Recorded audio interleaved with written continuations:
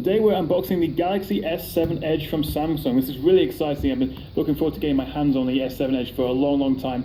And today is the day. It came in the post this morning. I was very excited, like a small boy as you'd expect. And now here it is in front of me, and I've got a large knife to open it up. And inside, as you can see, we have the option. So let's open it up.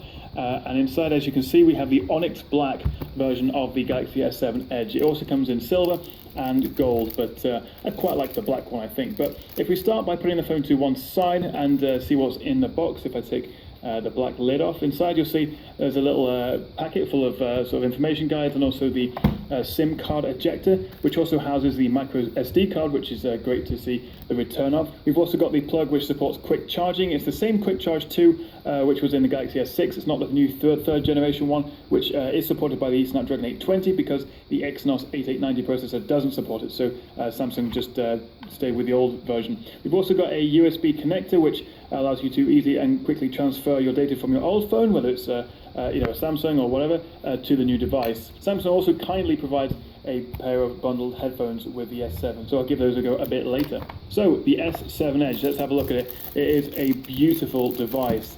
Both the front and the rear of the glass body are curved, so it's almost like I've also registered my fingerprint, which unlocks quickly. I will be doing a fingerprint comparison between the S6 and the S7 to see if it has improved. But we're on the home screen now, and it's got one of the new backgrounds which I think look really fancy. I like the dark blue and black combination, but it's a hell of a good looking phone, as I keep saying. It just feels really comfortable in your hand. It is 5.5 inches, Quad HD. So it's not quite as sharp as the S7, but it is the same screen size as the iPhone 6s Plus, but it feels significantly smaller in your hand, thanks to the much better screen-to-body ratio as a result of the smaller bezels, and the fact that the screen just curves on both sides. It just feels really futuristic. The design is, of course, very similar to the S6 and the S6 Edge. There's not a great deal of difference on the outside. It is, of course, bigger, though. The S6 Edge was 5.1 inches, this is 5.5, so it is a bigger phone and verging on phablet territory, but as I say, the compact size and the good screen-to-body ratio makes it much more comfortable to use.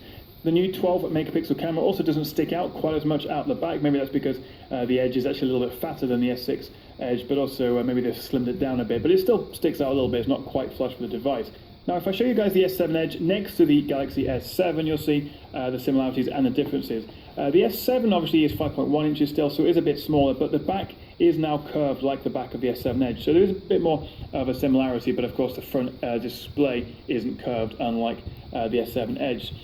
In my opinion, having used both and held both, the S7 Edge is nicer and more premium, but not quite as comfortable to hold. The thinner sides make it a little bit more difficult to hold. It is more comfortable than the S6 Edge, but it feels a little bit sharper perhaps in your palm as you hold it.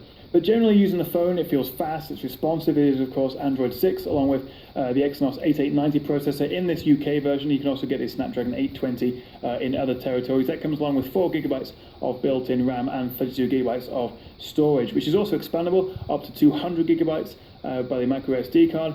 And it's also, of course, now waterproof and dustproof, which is great to see. So this has been my unboxing and first impressions of the new S7 Edge. Do stay tuned and subscribe to the Tech Chap for a full upcoming review and loads of tests on the new Galaxy devices. Thanks for watching, guys, and